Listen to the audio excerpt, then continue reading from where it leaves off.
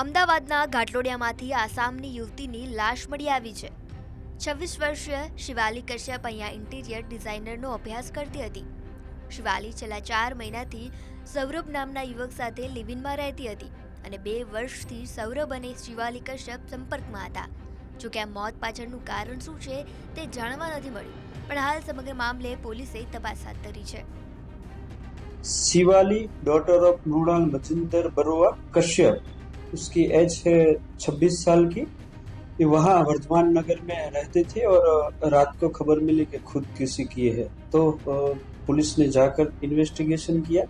पहले 108 आई थी, उसमें देखा तो उसका मौत हो चुकी थी।